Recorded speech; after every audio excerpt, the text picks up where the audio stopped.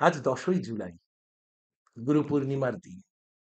আষাঢ় মাসের এই পূর্ণিমা ভারতের শিক্ষা, সংস্কৃতি এবং ইতিহাসের পাতায় এক বিশেষ ঐতিহ্য এবং তাৎপর্যমণ্ডিত দিন। এই দিনে শিষ্যকুল গুরুর চরণে নিজেদের নিয়োজিত করে এবং গুরুর আশীর্বাদ এবং কৃপাধন্য হবার পর তাদের সামনে জ্ঞানের এক নতুন দিগন্তের উন্মোচন হয় এবং জ্ঞানের এই আলোয় আলোকিত হয়ে তারা প্রকৃত মানুষ বা এক যোগী হওয়ার পথে আরো দুকদম এগিয়ে চলে। কথিত আছে এই গুরু পূর্ণিমার দিনেই জন্ম হয়েছিল গুরু ব্যাসের, যিনি পরবর্তীতে মহাভারত রচনা করেন এবং বেদের সংকলন করেন এবং বিশ্বে বন্দিত হন বেদব্যাস বা ব্যাসদেব নামে। তার নামানুসারে এই বিশেষ পূর্ণিমাকে ব্যাস জয়ন্তী বা ব্যাস পূর্ণিমা নামেও অভিহিত করা হয়ে থাকে। ভারতের ধর্ম এবং সংস্কৃতির আদি গুরু হলেন ভগবান শিব। তিনি পরিচিত আদি যোগী হিসাবে। তার শিষ্যত্ব লাভের আশায় দীর্ঘ ৮৪ বছর তপস্যা করেছিলেন ৭ ঋষি বা সপ্তঋষি বা সপ্তর্ষি। তারা হলেন বশিষ্ঠ, অত্রি, অঙ্গিরা, পুলাহ, পুলস্ত, মরীচি এবং ক্রতু। দীর্ঘ ৮৪ বছর সাধনা এবং তপস্যার পর অবশেষে সূর্য যখন উত্তরায়ণ শেষ করে দক্ষিণায়ন শুরু করে, সেই পূর্ণিমার রাতে পূর্ণিমার আলোক ছটা তাদের উপর ছড়িয়ে পড়ে এবং সেদিন তাদের প্রথম শিষ্য হিসাবে আখ্যা দেন গুরু আদিযোগী ভগবান শিব। এবং শিবের শিক্ষায় শিক্ষিত হয়ে আদি শিষ্য হিসাবে পরিচিত হন এই সপ্তর্ষি।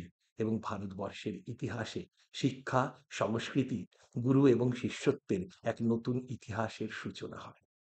বৌদ্ধ ধর্মের ক্ষেত্রে এটা প্রচলিত রয়েছে যে ভগবান বুদ্ধ বোধি লাভের পর বোধগয়া থেকে গঙ্গা সাঁতরে পার হন এবং উপস্থিত হন সারনাথে ইসিপাতানা মৃগভূমিতে। এই মৃগভূমিতে গুরু পূর্ণিমার দিনেই তার কাছ থেকে শিষ্যত্ব লাভ করে তার প্রথম ৫ শিষ্য। তাই বৌদ্ধ ধর্মের ক্ষেত্রেও এই দিনটি বিশেষ শ্রদ্ধার সঙ্গে পালিত হয়। এই দিনে বৌদ্ধরা তারা অষ্টাঙ্গিক মার্গ অবলম্বন করেন এবং বিপাসনা পদ্ধতিতে গুরুর উপাসনা এবং অর্চনা করেন। ঠিক তেমনভাবেই জৈন ধর্মে এই দিনটির বিশেষ বৈশিষ্ট্য রয়েছে। কথিত আছে কৈবল্য লাভের পর এই বিশেষ দিনেই ভগবান মহাবীর ইন্দ্রভূতি গৌতমকে তার শিক্ষা দান করেন।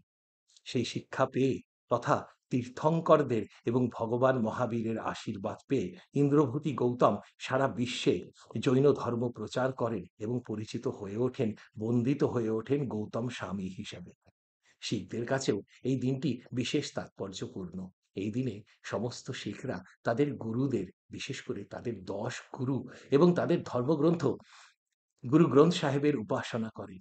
এই দিন মেলবন্ধনের দিন হয়ে ওঠে শিখ, ছাত্র, ছাত্রী এবং তাদের শিক্ষকের কাছে। ভারতবর্ষ শুধু নয়, ভারতের সীমানা পেরিয়ে নেপাল, ভুটান তথা সারা বিশ্বের বিভিন্ন প্রান্তে এই দিনটি শিষ্য এবং গুরুর যে মেলবন্ধন, তার এক পবিত্র তিথি, পবিত্র দিন হিসাবে মান্য হয়। নেপালে এই দিনটি শিক্ষক দিবস হিসাবে পরিচিত, যেদিন ছাত্র-ছাত্রীরা, শিষ্যরা গুরুর চরণতলে নিজেদের নিয়োজিত করে গুরুর উপাসনা করেন এবং গুরুর মস্তকে এক বিশেষ টুপি বা টোপি পরিয়ে কে শ্রদ্ধা জ্ঞাপন করেন।